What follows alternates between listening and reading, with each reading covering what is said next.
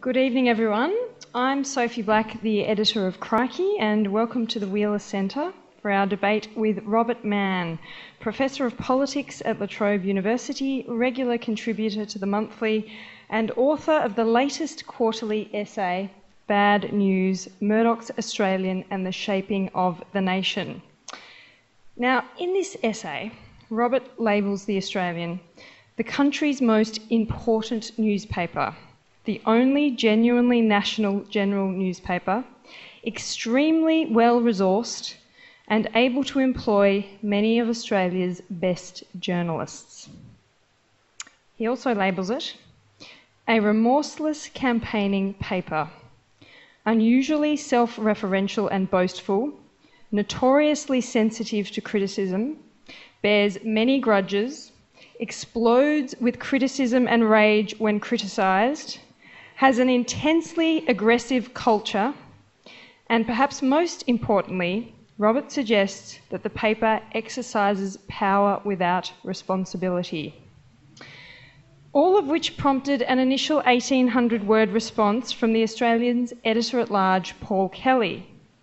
Now, unfortunately, as most of you have no doubt now heard, Paul Kelly pulled out of this event, which doesn't make for much of a debate.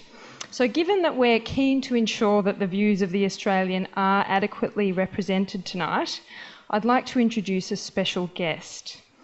May I present to read aloud from Paul Kelly's response to Manne, entitled "Manne Throws Truth Overboard," Mr. Max Gillies.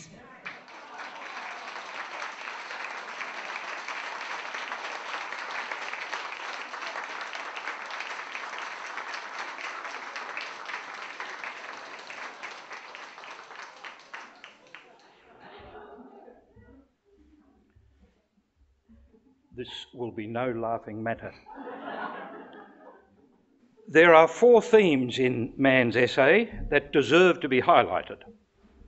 First, he claims The Australian has damaged the country and undermined journalism by publishing material and conducting debates that he feels should be repressed. Second, his focus is largely on editorials. With the exception of his attack on foreign editor Greg Sheridan, Manne makes no serious critique of the stance of any of The Australian's senior political analysts. He believes that the paper has damaged our democracy, but he cannot identify the guilty journalists who have perpetrated this crime. Third, Manne assumes that the paper's coverage of numerous issues is invalid, notably stories critical of the Rudd government, yet he fails to mount an intellectual case showing how and why such stories are unjustified. Finally, despite an interview of nearly 2 hours with Editor-in-Chief Chris Mitchell and me, where replies were offered point by point, Manne fails to publish any of these responses, a strange position for an academic preaching fairness. I want to analyse Manne's essay for its perspective on journalism and then on politics. First, journalism. The startling feature is Manne's fixation on repressing stories and debates that he doesn't like. He is a moralistic political censor. We see this clearly in his first case study, his attack on The Australian for staging a debate on Keith Windschuttle's book, The Fabrication of Aboriginal History. Manne concedes that the paper published opinions which were roughly equal, yet he condemns the paper for making the book a national event and treating it as highly significant. Manne's emotionalism is quite clear. He loathes Windschuttle for striking at what Manne regards as the almost uncontested common wisdom that Australia was founded on a genocide, and for reviving the old racial attitudes. He asserts that whatever of worth the paper did in Indigenous affairs was sullied by any coverage of Windschuttle. For Manne, the paper's crime was to stage this debate, He believes certain views had reached uncontested status and must not be contested. Books and views that differ are to be met with silence and censorship. It's good that Manne's technique of handling opponents is put on the public record. His own argument betrays the folly of such pomposity. Manne is attached to the idea of Australia being founded on genocide. This view, however, is contested on intellectual grounds despite its academic proponents, and there is no justification whatsoever for Manne's effort to remove it from debate. This is blatant intellectual censorship. Manne says that his original motive for the essay was his concern at the paper's coverage of climate change. He argues that because there's a consensus among scientists on the core issue, then debate between unqualified people, virtually everybody, on the fundamentals is pointless, even absurd. He says we have no option but to rely upon experts. The opinions of those without true knowledge and understanding are worthless. And wisdom is found exclusively in those published in peer-reviewed journals. Manne says that on climate change, our democracy must rely on citizens placing their trust in those with expertise. Again, the idea is that certain beliefs cannot be debated or contested. For Manne, Mitchell's unforgivable sin was to violate this view. His charge is that under Mitchell, the paper campaigned against the values of the Enlightenment, science and reason. This from a critic who claims the paper's style is overbearing. He says that while the newspaper never formally abandoned the scientific consensus, its editorials welcomed climate change challenges and it published totally unqualified lay people who denied that the science was settled. Once again, the paper's offence was its refusal to shut down debate. Period. Manne insists his view embodies Enlightenment rationality. During our interview, to stress the gravity of his position on climate change, he actually compared the issue with the Holocaust. I told Manne that one reason for the public's backlash, making carbon pricing so unpopular, was the precise attitude that he took. While pretending to be rational, his rejection of debate was really faith-based dogmatism, and the Australian public didn't like being told what to think by patronising experts. I also told Manne the best pro-science approach was the insurance principle. Because there was climate change risk, everybody could see the prudent path was to take out mitigating policy insurance, as distinct from being intimidated by Manne's hectoring dogmatism. You can agree or disagree that the Australian questioned the science too much, but Manne's view of the relationship between science and democracy is extreme, and his framework raises many questions. Who decides who are the experts? What sort of prospect does this debate denial mean for public policy? Central to his essay is Manne's political framework. He accuses the Australian of being a very important catalyst in Kevin Rudd's destruction. He's desperate to nail the paper with some responsibility for Rudd's demise. He spins a long saga about the personal relationship between Mitchell and Rudd that would better fit a tabloid romance rag.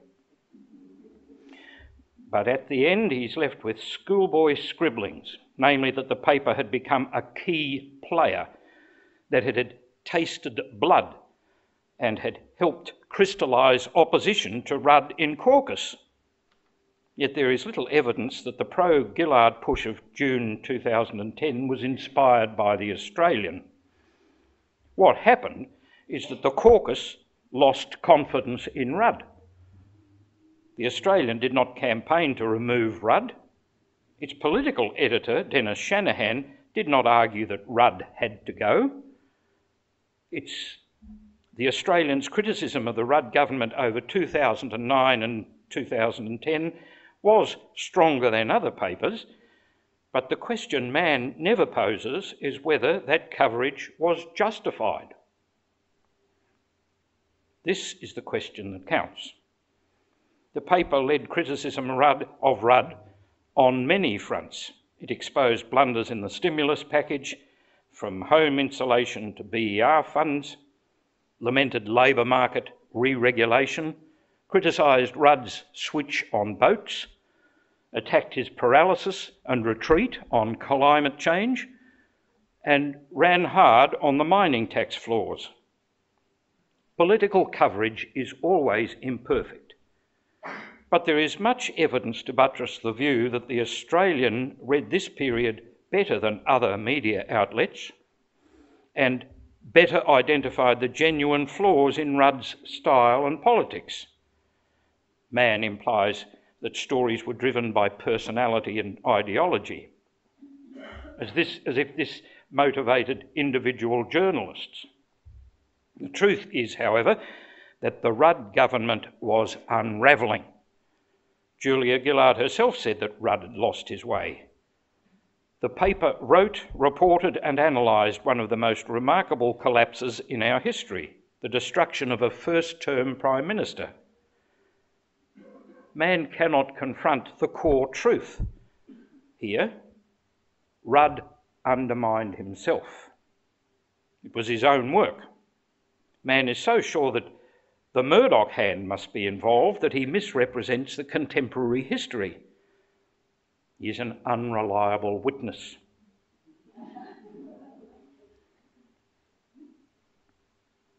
His essay is filled with such examples, but consider just one of the most spectacular, the mining tax. Manne accuses the paper of trying to kill the mining tax. He avoids any fair account of what happened. The Rudd government ambushed the industry, it failed to negotiate with the states over royalties, flouted the Hawke-Keating technique of consultation to cut a deal, waged a class-based campaign, misread the impact of the tax, and misjudged the reaction of both opposition and the industry. Labor broke every rule in the tax reform book. This was reflected in the paper's daily coverage, although Manne cannot accept such political realities. Manne overall seems confused about the essential problem with the Australian. He has two contradictory positions: that Rupert Murdoch is an omnipresent, manipulating his global empire, creating difficulties for Australian democracy, yet, on the other hand, his problem is Chris Mitchell's power as editor-in-chief, exercised in too aggressive and too personal a manner. On the Iraq War, for instance, Murdoch is depicted as global tyrant, demanding all his papers back the war. On climate change, however, Manne attacks Mitchell for not following Murdoch's position of giving the planet the benefit of the doubt, nor acting on Murdoch's view about its catastrophic threat. Does Mitchell have editorial independence, or does he not? In reality, Manne is confused. While he's written 40,000 words, he doesn't know how the Australian works. At one point, he notes that Mitchell persuaded Murdoch to change his mind and endorse Rudd at the 2007 election. At another point, while damning the paper's position on the Iraq War, he notes the pluralism on the op-ed page with articles for and against the war. How does this square with the tyrant's dictates? There's another possibility beyond the realm of Manne's mind, that the Australian has struck an effective balance of strong editorial independence within a global corporation headed by a strong chief executive committed to newspapers. That is the summary of my case against Manne's quarterly essay. Anyone who wants to know what's in my Australian column next week should read anyone else's column from last week.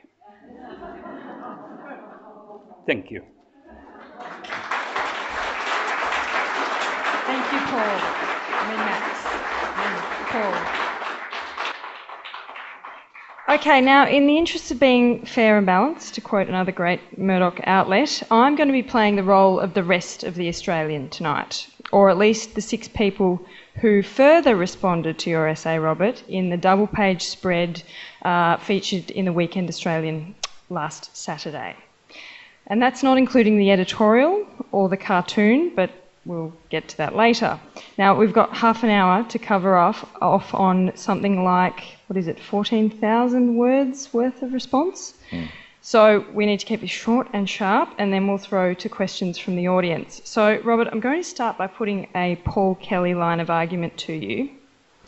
The startling feature is Manne's fixation on repressing stories and debates he doesn't like.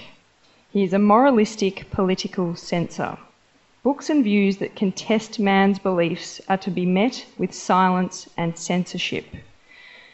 So, Rob, why do you seek to censor views, particularly when it comes to criticising the Australian for elevating Keith Windschuttle's book or criticising the decision to publish lay people on climate science? Firstly, I've spent my life trying to debate. I'm one of the few academics that have written for a very long time a column, edited Quadrant, as some people will remember, in the 1990s. I've been involved with the Monthly recently. I've asked for a debate and finally got a debate with Andrew Bolt. I've had a debate with Keith Windschuttle. I thought I had a debate with Paul Kelly. So I know I'm trying to suppress him by inviting him. I successfully managed it. Another point to be made is I'm a censor, and I really do want to make this point. There have been 14,000 words against me. I don't mind. When people heard that I was doing the quarterly essay, they looked at me as if I had recontracted cancer, saying, "Do you know what you're in for?" And I do. I did. And I didn't, and what they've done is expected. What has taken me totally by surprise is that after 14,000 words, I applied for a right of reply and was refused, even an opinion column. Now, I'm the person that's meant to be suppressing debate. But let's take the 2 issues now that you raised, and I'll do them as quickly as I can. In my view, newspapers have to make judgments as to what they decide to debate, what they don't decide to debate. I think against Windschuttle, what has to be said is that he is the most reactionary historian since the 1960s, maybe earlier, that Australia's seen. His case that Tasmanian Aboriginal people were criminals in trying to defend their way of life and so on seems to me to be disgusting. And he also, his argument that we can know that only 120 Tasmanian Aboriginal people were killed is absurd. He's a very bad historian. So my case is that there are, literally hundreds of books in the humanities that are published, and that the Australian made an error of judgment. I don't want to censor Keith Windschuttle. He's able to self-publish all he wants. But I think it was an ideologically determined and very consequential error of judgment, is the way I put it, in deciding to have a national debate on an absurd and such reactionary book. On climate change, the case is a bit different. Kelly completely misrepresents my position. Essentially, what I argue is that in an area like climate science, as in an area like nuclear physics, reason tells you that there cannot be debates between lay people. I actually, as a joke, I said, maybe Paul Kelly and I could have a debate about the finer points of climate science to make fools of ourselves in front of this audience. So what I'm saying is the idea that, say, Christopher Pearson, who had 21 columns telling us what the science meant, is just a failure of simple reason. Kelly also seems to suggest that I think we shouldn't have a debate about climate change, but that's again a total misrepresentation. I think we have to have an absolutely detailed debate about what the scientists tell us. But I believe a paper has the responsibility to represent what is essentially the consensual core of climate science. And I think the paper has what I call a sort of mixture of intellectual muddle and ideological prejudice, leads it into the position of generally confusing the public on this issue. I'm not trying to shut down debate on climate science. And if there was a debate to be had between, the finer points of that, 99% of science that agree on the core, it would bore the readers silly and they wouldn't understand it, but I wouldn't be objecting to that. But having cranks, contrarians, and lay people who couldn't, and haven't passed a first-year exam in climate science debating it is cause of general confusion and has made the issue of climate science climate change legislation far more difficult than it ought to be. I think Paul Kelly also argued that the Australian people don't like to be lectured by experts. I just don't think it's true. I mean, no, I said lectured is a loaded word, but I think Australian people want to find out what experts believe. I mean, if you had the professor of one of the climate sciences from the University of Melbourne writing lucidly in The Australian about where the state of the debate is, I actually think Australian people would be extremely interested if it could be done lucidly. The other thing is that we rely on experts all the time. I say in the response to Kelly, if one develops a cancer, one goes to an oncologist, not to an astrologist. If you want to build a bridge, you rely on experts. I don't think people are doubtful about experts. We live according to our reliance on experts in many different ways. The paper has also argued in the past that it is partly a reflection of the public, and climate science in the public's mind is still very confused, and that they are merely reflecting that sentiment. Well, I agree that they're reflecting the confusion, but they're also creating it.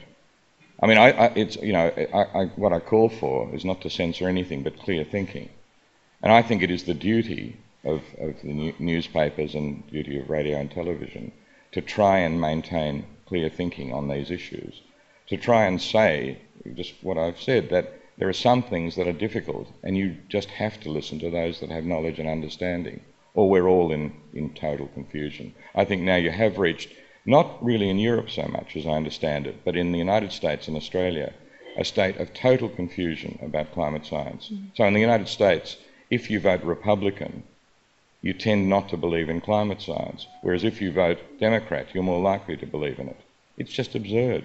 But how much is that also a reflection of the current political climate and the opposition's role in the climate debate? Yeah, I think that's a role. I think also a very big role in the confusion are the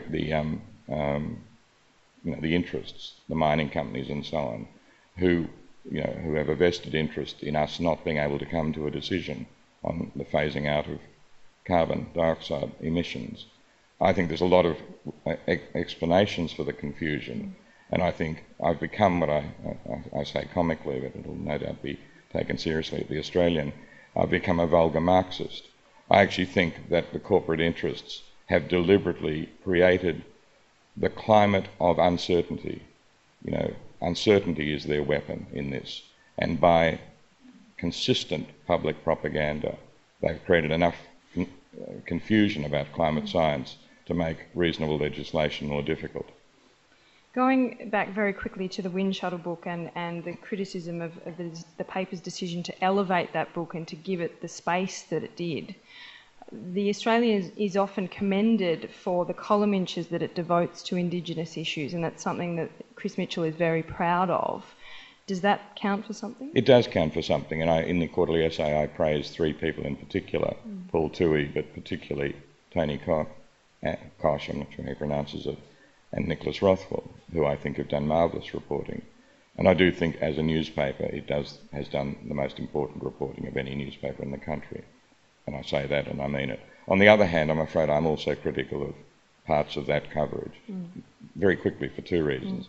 One is that I think it's what I call univocalism. They have Noel Pearson and people like him as their spokespeople.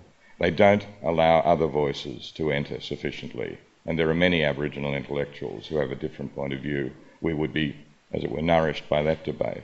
The other thing is that I actually think they've begun to campaign on the intervention in the Northern Territory. I think they no longer are reporting the problems the unintended consequences that have arisen, as far as I understand it, so that their readers get a very biased view or a jaundiced view of where the Aboriginal opposition lies and why there might be some. So I think there is praise, but I also think there is problem. Okay, so let's move on to your second case study in the essay, which is the invasion of Iraq. Now, in your essay, you said that one of the greatest weaknesses of Chris Mitchell's editorship is that he has allowed Greg Sheridan to remain his foreign editor throughout. That's pretty scathing. Sheridan responded in quite a hurt tone on Saturday. "Man demands an apology from me, but no one else, for supporting the Iraq war. I certainly don't apologise," and this is edited slightly. "Man abuses me for reporting the conclusion of many analysts that Saddam consciously cultivated the idea that he had more WMD than he really did to intimidate his population and neighbours." Why are you so scathing of Sheridan and the paper's support for the war, a war that they were certainly not alone in supporting at the time? Yeah. Firstly, it's just not true. I don't call for Greg Sheridan to apologise. I couldn't care less about that. I called for the paper to apologise, for the editors, as the New York Times did. And they were much less egregious in the way they supported the war. In other words, it seems to me that there should have been a statement from the Australian saying we made a very significant error. But what I hold against Greg Sheridan is, I think he's an intelligent person, and I say that in the essay. He's one of the more intelligent writers on foreign affairs in this country. But what I think is wrong with him is what I call judgment, and his incapacity to learn from his mistakes. For example, he at one point said that George W. Bush was as great as Winston Churchill. Now that seems to me to be, so ludicrous that only someone, with serious problems of judgment. But what I really hold against him, Churchill is a great man, and George Bush is not a great man. I don't want to mock him, more than is usual. I'm not going to argue with you on that one. Okay. But what I really hold against him is that he creates a tone in his writing when he was drumming for war or when he was criticising opponents. I wrote moderate columns in The Age at the time, asking real questions. And it's derision, contempt, sarcasm, self-confidence, beating of his own chest, arrogance, I have to say, which I think, because he held such a central position in foreign affairs debate in this country, is very damaging to the national debate. I think one of the most intelligent people in this area in the country is Hugh White. He said he was a total fool. No one in a senior position in Australian government has ever been a greater total fool than Hugh White. He writes at that level, and I think it's an intimidating and a childish tone, and I think because of his narrowness and his lack of judgment and his lack of openness on all sorts of questions, I do mean seriously that it's been one of the great weaknesses of the paper. You do make the point in the essay, though, that the opinion editor at the time, Tom Switzer, did not necessarily support the war, and you're very careful to make that point. So it didn't trickle down to all areas of the paper necessarily, the support for the war. And I've never said that there's no area in which there's no area where everything is monolithic. It's, that would be an exaggeration. I haven't made that case. The columns, Tom is a conservative, and he's a follower of Owen Harries, who was a conservative realist who was opposed to the war, and Tom was opposed to it and ran sort of really American articles from the realist position, which I suspect people in Australia didn't even understand the context of, but nevertheless he did that.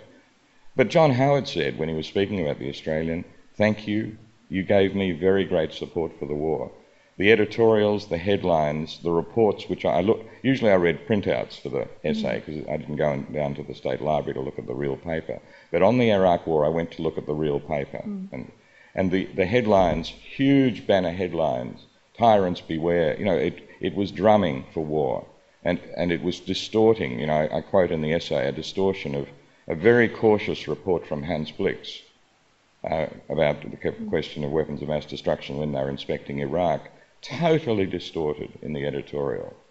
And so I think it bears a lot of responsibility, and I believe it would be, in terms of a reasonable culture, if terrible mistakes, I think there might be up to 400,000 deaths and millions of refugees. I think people who beat the drum for war ought to say, we were wrong and we regret what we did, and we'll try and explain how we got to that position. I actually thought Chris Mitchell smiled when I asked him whether he had any regrets.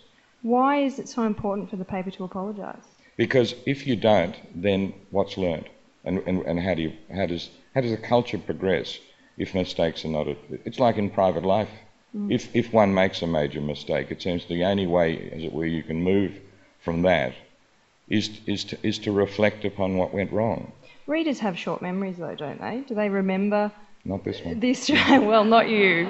Not you, but honestly, the casual reader, do they remember the Australians' record on that and still judge them on that? I think they do. I think some do. You know, how can I know? But my suspicion is, I actually think there's a lot of feeling about what's wrong with the Australian in the community amongst educated, people. It's not a tabloid newspaper, and I think people do remember, and I think they store memory.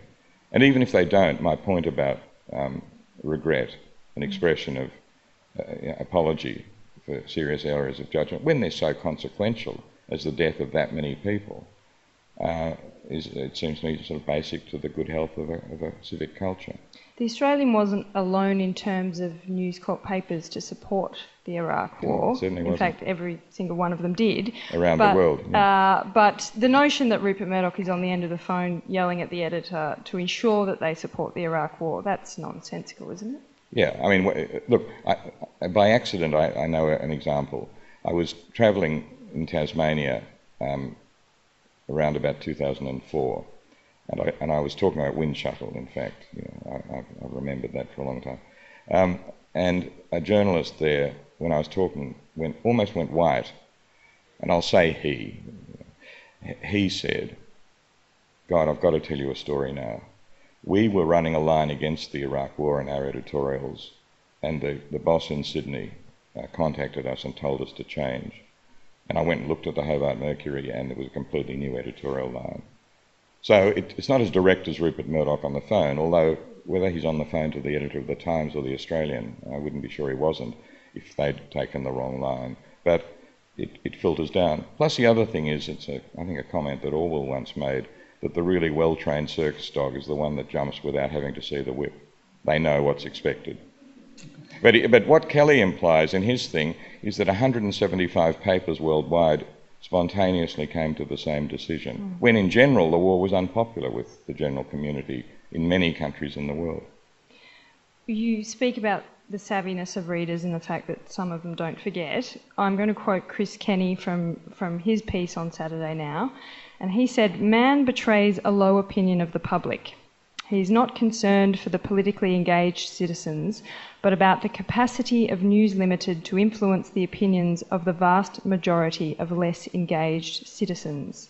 This narrative has the mainstream as supplicants whose views are bestowed on them by the media. It is condescending." Yeah, this is the populist line that now is one of the really damaging lines in our culture. It is common sense to say that most people don't follow political issues carefully, except when they impact on them directly, as they often do. If it's in a local community, I think people follow with incredible care if something about their local community is being destroyed. But they don't follow major events carefully. So if you can influence the way in which the 6 o'clock news goes, the current affairs programs go, your local radio goes, then you do affect public opinion. And it's not condescending to say that. That's just populism, to say that you can't admit something as obvious as that. We know from surveys that people are remarkably unknowledgeable about lots of topics, so that single lines in, coming down in the end from newspaper coverage does have an effect on public opinion. And that's why it's so damaging to have such a politically active person as Rupert Murdoch owning 70% of the readership of the Australian newspapers. Well, let's go back to the subject that inspired you to start writing the essay in the first place, global warming. Now, you wrote, "What the Australian has contributed on climate change under Chris Mitchell's watch has been a truly frightful hodgepodge of ideological prejudice and intellectual muddle." Now, Graham Lloyd, the environment editor, responded on Saturday, "The Australian certainly fostered a broad discussion, but has acknowledged the agreed science and been clear in its preference for considered action over an unrestrained response. Experience has proved that judgment to be correct. Hasn't the Australian always supported the science? It's just an astonishing statement, not from you, from Graham Lloyd. I mean, I go at pains to show, and people that read the Quarterly Essay will know this, that time and again in their editorials they said the science isn't settled. I'll give a simple example. There was this horrid documentary that the ABC showed called The Great Global Warming Swindle. What did the Australian do? They cheered. It was terrific to see the science being challenged. But there is example after example after example where in the editorials they said, you know, the science is very unsettled. It's possible that global warming is a mirage. Nothing is established here. And I document, because he'd said it previously, I documented pains. It was actually an interesting response from Graham Lloyd. It's as if he doesn't bother to read what I say in order to reply to it. I just couldn't believe it when I read that. It's one of the things I would say if I was allowed to write a reply. Was there a discernible shift, though, at some point which seemed to acknowledge that, yes, there was something to the science? No, it went in and out. You know, you could find statements where they say the science seems to suggest this, and then 2 weeks later they'd say something else. There's an element of stream of consciousness or something, but it's certainly, on the question of science, they just go in and out of support for the science. And then when, say, the University of East Anglia emails were leaked, they were incredibly delighted that the consensus was breaking down. The climate scientists were supposedly shown to be fraudulent. Then 4 inquiries showed that the University of East Anglia emails didn't say what the denialists purported they said. Not a word in the Australian about that. Surely they reported that. No. Not a word? Well, in the editorials, I didn't see one article which, well, I can't recall now one article, but I certainly in the editorials, I read every editorial, 350 or so, over a 7-year period. I don't recall. In that analysis, did you distinguish between a page 1 story and a page 27 story? No, I did an analysis of 880 stories, and I couldn't, you know, if you distinguish too many things, you just lose, you know. But I read 880 articles, not the editorials, which I analysed separately. Of those 880, 700 fell under the category, in my view, judgment, of not favourable to action on climate change, and 180 about were favourable, so a 4-to-1 ratio against action on climate change.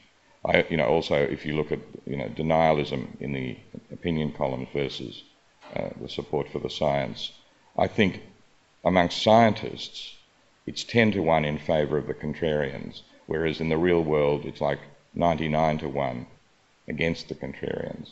So I'm not mathematical enough to know the kind of skewing that involves, but it's in the thousands of percent. But the Australian came out with an editorial the day after the details of the carbon tax were announced, supporting the carbon tax. So how does that square with their position? Well, they go in and out, and the carbon tax at that time, you know, I can't explain the stream of consciousness particularly, but the carbon tax was moderate enough. You know, you'll see from the essay that that if the carbon tax or the ETS is extremely moderate, if business interests are fully accommodated, etc., etc., then from time to time they're in favour of it. But I'll give you another example. They were strongly in favour of Malcolm Turnbull, and they actually said the coalition will be destroyed if they go against the Turnbull policy and go with Abbott. A few months later, they praise Abbott for having saved the coalition from a ridiculous policy. Can't a paper's editorial line change its mind based on emerging facts? Yeah, so long as they are aware, so long as it's not just waking up on which side of the bed and saying the next thing. And so there's an inconsistency where, say, we did argue for this, but we now realise that, which I think is very good. I mean, it'd be ridiculous to stick always to the same thing. But on the other hand, if you feel that they lurch from one thing to another. But anyhow, the main point is that a lot of the things they said were hostile to anything that looks like real action, and certainly hostile to the idea that the science is settled. Speaking of Rudd, let's move on to the Can I say, so I'm not misunderstood, when I say the science is settled, I mean the consensual core. The questions of at what rate, how quick the acidification of the oceans will happen, what the rate of extinctions of species will be, that's not settled, we all know that. What's settled is the relation of emissions of carbon dioxide to the globing It's of the too much warming of the nuance, planet. Robert. Moving on to the downfall of Rudd. Chris Mitchell wrote to you on Saturday and the general public, man alone of all pundits and politicians we have spoken to this past year thinks this newspaper brought down Kevin Rudd. Never mind Mr. Rudd could not muster a single supporter for a spill and had to walk away from the Prime Ministership. Is it overestimating the Australians' power to suggest that it brought down a Prime Minister? Yes, but I didn't suggest it. If you look at the essay, I say there are two ways of misunderstanding this. One would be to overestimate the role of the paper, and I say Rudd was far too isolated. The other way is to leave out the role of the paper in the effect it had on the members of caucus. What I've tried to do, and perhaps I could have put it in a way that people in Australia would understand, what I've tried to do is add an element to the analysis of the fall of Rudd. It's not an attempt to give a comprehensive explanation, but I was astonished when I looked consistently at their mining tax coverage. Day after day for 6 weeks, they reported the gossip coming out from the mining companies about the disaster that was to befall Australia. And in my view, that played a role, because every member of caucus, I would think, would read The Australian. That would play a role, I think, in building up the feeling against Rudd. Isn't that newsworthy, though? Isn't that worth reporting, that kind of conversation? I don't think I think if the public relations elements of the mining companies is putting out propaganda, it needs to be tested. Time and again you're being told that billions of dollars of investment are not going to go ahead if the mining tax happens. It's not tested. There's not one person that's quoted as saying it. It is said that BHP Billiton will withdraw X billion dollars of investment. And what, if a reader of intelligence sees what's coming out is people in the public relations area will spend $100 million on advertising, but we'll also put out this PAP. How should a paper test an assertion like that? It should partly ask for that. If that's true, then executives should put their name to the claim, and it should ask questions of others. Do you think this is right? It should test, probe, work out. But what you had is day after day of scaremongering. In the guise of reporting, in my view. Again, people will have to read the essay. I go on at almost embarrassing length to try and show how skewed and how sort of remorseless. And I came upon only one pro-mining tax article on the front page over that 6-week period from Ross Garnaut, who said it was an elegant tax. 3 days later said, however, it had big problems. I'm going to ask you about one more case study before we move on to questions, and that's the Larissa Berendt story. Now, Paul Kelly wrote, "Man accuses the Australian of protracted character assassination of Aboriginal lawyer and activist Larissa Berendt. Frankly, he should have left this alone. The issue arose from the Australian story after Berendt tweeted of Indigenous woman Bess Price that watching a show where a guy had sex with a horse was less offensive than Bess Price. It is hard to conjure a more lethal slur." Now, Robert, wasn't this a newsworthy story? Or, as Kelly put it, a piercing and ongoing insight into the depth of political and values tensions in Aboriginal society? Okay. There is no part of the essay of which I'm more proud than the thing I've written about Larissa Berendt. In my view, it was one of the most disgraceful, protracted character assassinations I've seen in recent journalism. What I say, the tweet, maybe it was newsworthy. In my view, it was a bad, sour joke. It may have been worth a report the next day. Larissa Berendt, in response to this, I think people tweet often without thinking about it being public. They live in a sort of pre-tweeting age where they think they're doing it to a friend. It was in response to another friend, Aboriginal friend. And to make it clear, she wasn't watching Q&A at the time. She wasn't watching She Q&A. was watching Deadwood, and that was the reference to and the reference was sex. to something that happened, and it was extremely, in my view, extremely bad joke, and I think she shouldn't have made it. As soon as it was on the front page, she apologised. She apologised to Bess Price personally, and in the paper which published the apology, say it was forced out of her, blah, blah, blah. The thing went on for I think 2 weeks, and then for many days after that. One thing after another, pulling down her character, saying there should be an investigation into her university position, saying she should not be allowed to continue with her role as making a report into Indigenous higher education, saying falsely she tried to ban another writer from an Indigenous paper, saying even Keith Windshuttle, this terrific young Indigenous woman who has a PhD from Harvard, saying she didn't deserve her PhD. On what basis? None. You just can say it. I think it's the most disgusting, irresponsible character assassination. And then Kelly, I mean, this went in the interview with Mitchell and Kelly. Kelly was even more vehement that it was reasonable to go on about things utterly unconnected to the intervention, about details of Larissa's personal life. Didn't part of the coverage reveal the disagreements and disconnection between some members of the Indigenous community over the Northern Territory intervention, and isn't that worth talking about? It hardly mentioned it. It was, if you read, it hardly mentioned. In fact, there were quite a lot of people who were very angry with Bess Price amongst Indigenous people, who thought it was terrible that she was saying that Indigenous women all supported the intervention, because they don't. And the paper hardly covered that aspect of it. Larissa Berendt has a lot of respect within those communities and has travelled in the Northern Territory a lot, from what I understand, and she has very strong supporters. They got an occasional word in. But the thing was not about the intervention. It's an interesting question. I would love there to be more reporting of it. It was a consistent attempt to kind of character assassinate.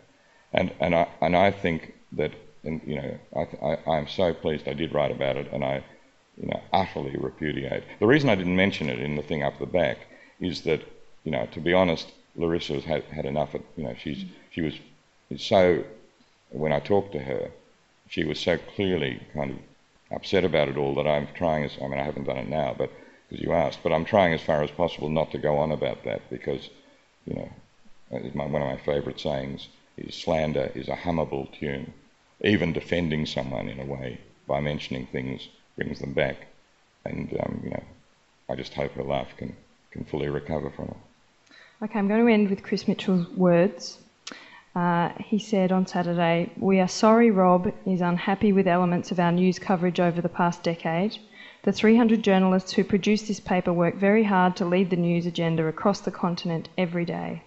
If Manne, who admits The Australian is the best paper in the country and the only one he cares about, cannot forgive us our flaws, we humbly suggest he move his subscription to The Age." Isn't it as simple as that? Isn't it just a matter of, if you don't like The Australian, don't read it? No. And if you don't like Fox News, just turn it off. No. I mean, we live in a democratic culture. Everyone knows that the major organs of radio, television, newspapers affect the political culture. I think growing is the sense of the importance of the media to all of our life as citizens, and political citizens in particular. So The Australian is, one very good news person who's known to you told me he thought it was a strange way of putting it, the most important institution in the country. He said more important than the law courts, more important than the parliament, which I think is an exaggeration. But nevertheless, it's exceptionally important to how our politics goes, for all reasons that I try and document. So it seems to me utterly ridiculous to say it's a private matter, you either like it or you don't. You know, we belong to a common culture, and we need to criticise elements of that culture, not to censor them. I've never tried to censor, you know, anything in the political realm ever. What we need to do is to keep our, well, two things, our capacity for criticism, and I have to say, given what I've experienced in the last few days, have to keep our courage up, because bullies try and shut people up, not by censorship, but by fear. Well, I've done my best to give you a grilling, but let's see if the audience can give it a shot now. Let's go to some questions. I'm going to put my glasses on so I can see.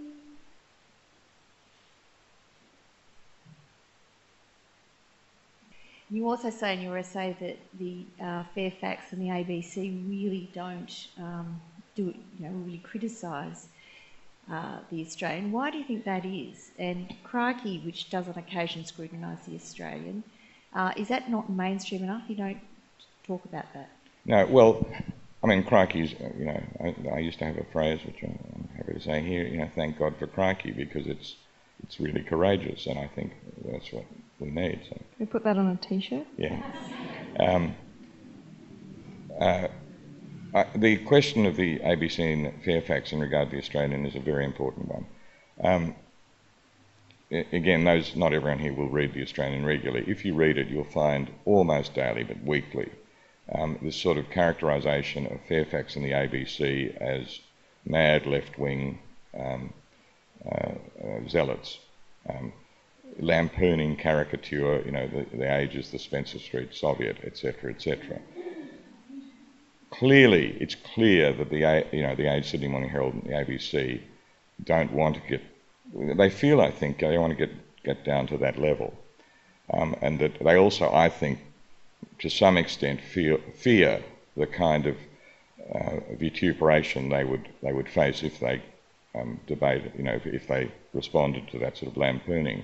My view is it's wrong, and I think it's wrong in part because I think it does in the end affect their reputation. I think if you keep on saying something, it begins to sort of stick, and I think the ABC has been quite unfairly criticised, and I think it's probably had more of an influence than it ought to, but that's a different argument. But the other thing is that if the Age, Sydney Morning Herald and ABC don't get into these issues, they leave the victims vulnerable. So that, it is particularly dispiriting if something unjust happens for those who kind of, know that it's unjust, but they think they better be quiet about it. When this was going on with Larissa Berendt, for example, there was, I think, one article in the Sydney Morning Herald which was on her side, but in general it was all given a wide berth. And so victims then feel, to whom do they turn? Because individuals can't do this. Even in a way, Crikey can to some extent, but the really mainstream parts of the media, ABC, Fairfax, I think ought to join in, or to say, not to get to that level, but to do the sort of critical work which I've tried to do in bad news. What about the argument that they don't see the news value in that it's too niche, that it's just something that sort of media observers are interested in? Yeah, and that's a very common view, and I actually think it's very misleading. I think there is an instinct among many people that the media is extremely important, and I think it's growing. I think there's a sense that our politics passes through a media, in a way much more than it used to, and that I actually think citizens are extremely interested in media questions. I think it's funny, journalists often say, let's not, if we examine things too closely, we're becoming self-referential and self-obsessed. I don't think that's true. Actually, I think the public now knows that media is very interesting. And I think, often when I've gone to public appearances, tonight example, a lot of people turn up because there's a general sense that the flourishing of a democracy, one very important element is a good media and an honest and reliable media. And so I actually just don't believe that it's too self-referential or too niche marketing. So I would oppose that, but I might be wrong. All right, we've got time for 2 more questions. I'm wondering, this isn't a personal question, but it's an intro to a major question. Have you ever submitted articles on all these debates, Wind Shuttle and Berendt and all that, which have been, to the Australian, or letters, which have been blatantly rejected even though you put in a lot of time? And do you therefore think in some way that official scrutineers should be appointed for all these very highly politicised debates to tally up the number of articles which are pro or against, which are rejected by Chris Mitchell in some way? Look, it's in some ways it's just a very narrow question because I've had, strange enough, I was treated very harshly by the Australian until February 2009. Then the editor of Weekend Australian, Nick Cater, came down, made me an offer that I could contribute more or less as what I wanted. When I have contributed things since then, until very recently, they've been accepted. And I don't think there should be anyone over Chris Mitchell's shoulder. I do think that what's happened, because I've criticised them, they've gone slightly crazy. I mean, the bit that Sophie began reading out about the characterisation of the paper, it's as if they wanted to show I was right. The overreaction and the tinge of sort of alarm that they've shown in publishing 14,000 words, and the astonishingly illiberal decision not to publish a reply by me or a letter from any person in my defence, and they put on record that they're not going to have one opinion article in my favour. Seems to me, I mean, they sent an email to David McKnight telling him that. Seems to me so astonishingly illiberal that I want that to be publicly known, and I think that it is, that is a really serious matter. Okay, one more question. Up the back there. As a self-confessed vulgar Marxist, there are two questions. As a self-confessed, you or me? Me. As a self-confessed vulgar Marxist, who's your favourite, Groucho, Harpo or Zippo? That's a hard question. Yeah, I thought, but the real question is, how have I wanted to answer them. You have time to answer. How have you personally taken this debate? Look, there have been a couple of moments when I've been upset. And one actually was when I was not sure whether the Age would take extracts, and when they decided to, I was relieved. But I've taken it pretty well. I've had what I call a lot of batting practice. For 15 years I've been putting up with stuff like this, not at this intensity, but from people. And 15 years ago I would have been devastated by what's happened in the last 3 or 4 days, and I've not been. I've had 1 or 2 difficult moments, but I don't think I'm a naturally thick-skinned person, but if at a certain point you realise that if you're going to do this, you're going to cop it, and I've had a lot of practice at doing it, and so I hope it's clear tonight my morale is fine. Well, I'm glad your morale is fine and that you have developed a thick skin, because I think I need to get a response from you about Bill Leake's cartoon, which we haven't covered off on, which, of course, was a portrayal of you as the thinker on the toilet. Shitting, as you put reading it. the Australian. And I'm just going to hold that up there. What's your official response to that, Robert? Well, it's interesting. I think that people who do things in bad faith, who draw cartoons for a right-wing newspaper when they're not naturally right-wing, I think they become quite paranoid about criticism. I think they become scattered. I think Bill Leake is doing something which Guy Rundle said this, and I tend to believe it, which in the end he doesn't quite believe in, and thus being confronted by someone, perhaps expressing dark fears he might have, because he's a talented, intelligent person, I think they become very nasty. I thought it was an exceptionally nasty cartoon, but what can I do about it? Well, can you all join me in thanking Robert Manne this evening?